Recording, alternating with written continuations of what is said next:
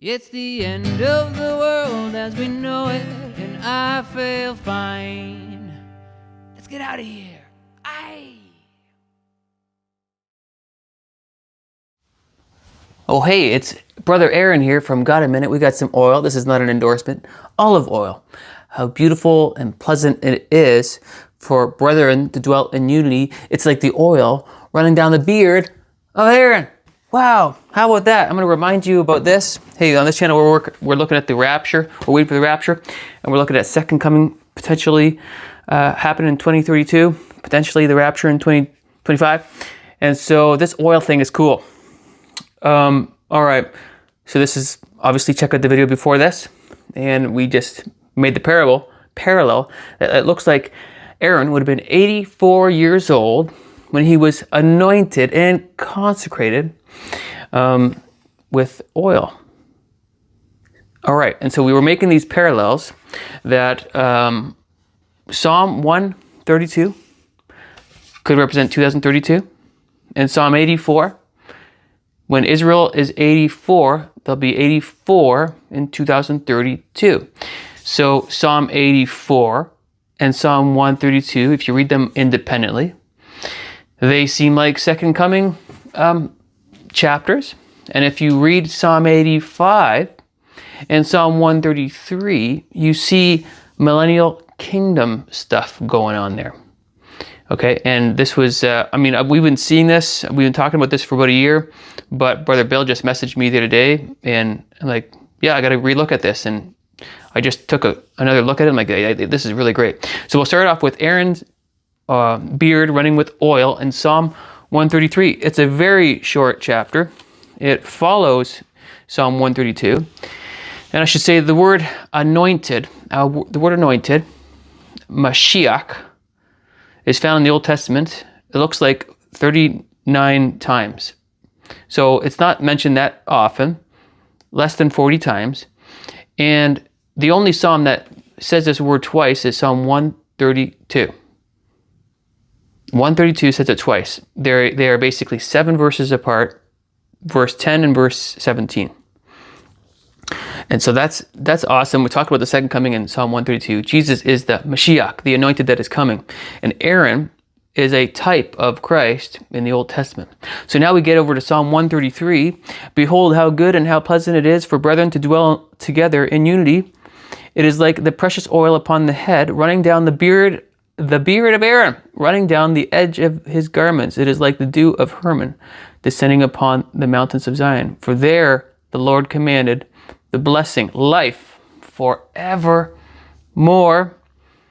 Aaron was consecrated, looks like at age 84.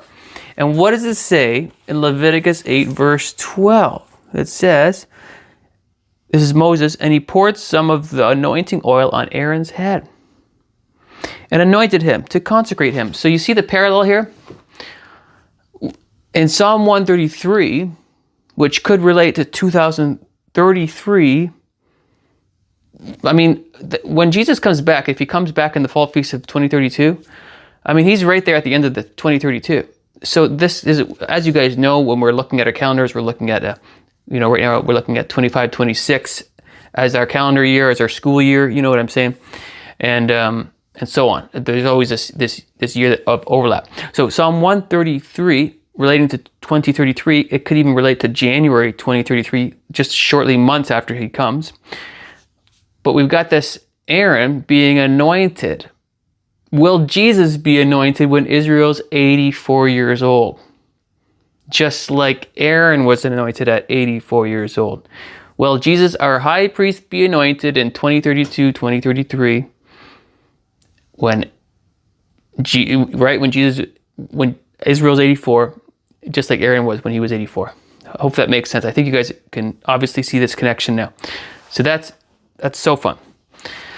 Okay, the other fun stuff now is, so we've made the parallel with 132 in 2032 and 133 in 2033. Now let's go to Psalm 84 and Psalm 85. 84, we've already talked about it. 84 happens to have the word Mashiach in there, and that's in verse 9. So the Psalms, in and of itself, only say the word Mashiach. Let me see here. or anointed. It says 1, 2, 3, 4, 5, 6, 7, 8, 9, 10. It looks like the word Mashiach is mentioned 10 times in the Psalms. Many times it's not even talking about Jesus directly. So I think Psalm 2, it's probably talking about Jesus directly, maybe one other time. So it's very rare that it's in the Psalms, but it's in Psalm 84, which is when Israel's 84, when they're in 2032. And it's in Psalm 132 twice. It's not in any other Psalm twice. Perfect. So we got this perfect Psalm 132 and 84 as second coming. Then we go to the Millennial Kingdom. We just talked about Psalm 133. Now let's go to Psalm 85. There's lots of information in there. We're going to bounce around a little bit, okay? So I'll just read it and go through it and think about Millennial Kingdom now. Just the second coming just finished or just about to finish, and we're transitioning from second coming to Millennial Kingdom. All right. Psalm 85. Prayer that the Lord will restore favor to the land. To the chief musician, a psalm of the sons of Korah. Lord, you have been favorable to your land. There's good. Good start. You have brought back the captivity of Jacob. Very, very good. Talked about Jacob. You have forgiven the iniquity of your people. Very good. Very good. You have covered all their sin. Salah. Pause. You have taken away all your wrath. That's what this tribulation is, the wrath. You have turned from the fierceness of your anger. Perfect. Great introduction. Verse 4. Restore us, O God, of your salvation, and cause your anger toward us to cease. Will you be angry with us forever? Will you prolong your anger to all generations? Okay, so here's where the fun starts in verse 6. Will you not revive us again? What verse is that in? If you can say it before I get there, you get 5 points. Revive us. Where's that word found? It's found in Hosea 6, verse 2. And that word is Strong's H2. Let's see. I didn't write it in my Bible. I'm sorry. I'll get it on my computer here. Will you not revive us? H2421. Chaya. Chaya. Hosea 6, verse 2 says, after 2 days he will revive us. And on the third day he will raise us up. Now we already know that Hosea 6, verses 1 through 4 is talking about the second coming, not about the rapture. So there's this revival. There's this revive that's going to happen. And that Hebrew word is chaya. Again, that's 2421. So in Psalm 85, verse 6, will you not revive us again? Hosea 6, 2 says, after 2 days he will revive us. And on the third day he will raise us up. Perfect. So Psalm 85, verse 6 connects to Hosea 6, verse 2. Perfect. Reading on here in Psalm 85, verse 6, will you not revive us again, that your people may rejoice in you? Show us your mercy. Show us your mercy, Lord, and grant us your salvation. That word mercy is 2617, and that's also found in Hosea 6. It's mentioned in verse 4 and in verse 6 in Hosea, just following that statement. So essentially, what's going on here is Hosea 85 verses 6 and 7 match Hosea 6, 1 through 6 with a lot of the same verbiage in Hebrew.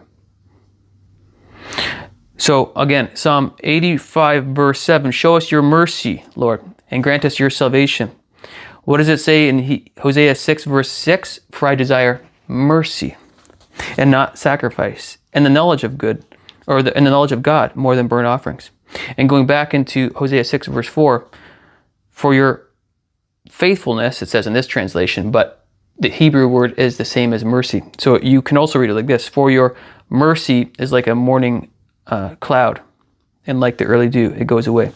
So essentially what I'm saying here is to make it simple for you. Psalm 85 verses 6 and 7 strongly relate to this second coming theme in Hosea 6 verses 1 through 6. Okay? Psalm then relates to Zechariah in the next verse when it's talking about the millennial kingdom. Here we go. Ready? Psalm 85 verse 8, I will hear what God the Lord will speak, for he will speak peace. He will speak peace. That whole phrase is found in Zechariah 9 verse 10. I'll read it to you. For he will speak peace. That's what it says in Psalm 85. For he will speak peace. In Zechariah 9 verse 10, he shall speak peace to the nations. The same phrase is repeated. And then it goes on to say, his dominion shall be from the sea to the sea, and from the river to the ends of the earth. So we're talking about the millennial kingdom here. So Zechariah 9, actually, it's talking about Jesus coming in on a colt, and then it's talking about judgment, and then it's talking about millennial kingdom, all wrapped up in a small amount of space. So I'll just read Zechariah 9:10 a little more, just the whole verse, okay? I will cut off the chariot from Ephraim and the horse from Jerusalem. The battle bow shall be cut off. He shall speak peace to the nations. His dominion shall be from sea to sea and from the river to the ends of the earth. So, quite simply, Psalm 85 verse 8, for he will speak peace to the people and to his saints. To the people and to the saints. To the people and to the saints. But he will speak peace. He's bringing in shalom to Jerusalem, peace. Solomon, he's got peace in his name. Shalom. Shaloman, I think it's Shaloman. His name means peace. Jesus is the Prince of Peace coming for the millennial kingdom. The peace follows the judgment. So Psalm 85, which could relate to the 85th year of Israel, the millennial kingdom first year, perfectly matches Zechariah 9:10 phrase, he will bring peace. Dynamite. Very nice. And then verses 10 in Psalm 85 matches Isaiah. We're going to read verse 9 first though. Surely his salvation is near to those who fear him, that glory may dwell in our land. Perfect. Verse 10, mercy and truth have met together. Okay. Well, what does Isaiah say? What does Isaiah say? And that's Isaiah 16 verses 15, it looks like. Let's see here. Oh, no, Isaiah 16 verse 5. In mercy, the throne will be established, and one will sit on it in truth. So mercy and truth. In the tabernacle of David, judging and seeking justice and hastening righteousness. Well, what did that verse say? Psalm 85 verse 10. Mercy and truth have met together. Isaiah 16 verse 5. In mercy, the throne will be established, and one will sit on it in truth. And we're talking about the throne of David. We're talking about the millennial kingdom right here, right? Judging and seeking justice and hastening righteousness. Perfect. Going back to Psalm 85, righteousness and peace have kissed. So righteousness and peace are the target words. Isaiah 32 is talking about the reign of righteousness that Jesus will eventually bring. And what does it say specifically in, Isaiah 32 verse 1 says, behold, the king will reign in righteousness and princes will rule with justice. But if we go over to 16, so Isaiah 32 verse 16, read a few verses over here, then justice will dwell in the wilderness and righteousness remain in the fruitful field. The work of righteousness will be peace, and the effect of righteousness, quietness and assurance forever. So righteousness and peace is found in Isaiah 32 when it's talking about the millennial kingdom. Psalm 85 talks about righteousness and peace in verse 10. And then verse 11 says, truth shall spring out of the earth and righteousness shall look down from heaven. Well, if we go over to Zechariah 8, what does it say there? Zechariah 8:8 says, the last phrase in it says, in truth and righteousness. So there's your matchup, truth and righteousness. The words are matching here. And I'll read the whole verse. I will bring them back, and they shall dwell in the midst of Jerusalem. They shall be my people, and I will be their God, in truth and righteousness. So verse 11 in Psalm 85 says, truth shall spring out of the earth, and righteousness shall look down from heaven. Yes, the Lord will give what is good, and our land will yield its increase. Righteousness will go before him, and he shall make his footsteps our pathway. So to summarize this whole thing with Psalm 85, Psalm 85 parallels with Hosea 6 verse 2, Hosea 6 verse 4, Hosea 6 verse 6. Psalm 85 verse 8 connects with Zechariah 9 verse 10. Psalm 85 verse 10 matches Isaiah 32, as well as Isaiah 16 verse 5. Psalm 85 verse 11 matches with Zechariah 8:8, all regarding millennial kingdom verbiage. All these Hebrew words are attaching with millennial kingdom conversation. Okay, so Psalm 85 is explosively talking about millennial kingdom stuff. Psalm 133, Aaron has specifically his beard running with oil, and in order to be a high priest, you must be anointed with oil. Aaron looks like he was anointed with oil at age 84, being a type and shadow of Christ. Brilliant. So, if that's the case in the tribulation 7 years, well, you look at your watch and go, wait, it's possible. The flight is very possible pretty soon. So, we don't know. Keep on looking, keep on studying. These patterns, though, are starting to feel a little more than just a coincidence. So hopefully that was encouraging to you. Either way, get tight with Christ. We don't know when this day is going to take place, but we're going to keep on speculating and considering things as we go here. Get tight with Christ. Believe in the finished work of what he did on the cross nearly 2,000 years ago. See you in the clouds. Go Jesus, go. One day closer. Adios, muchachos. Hallelujah, I'll see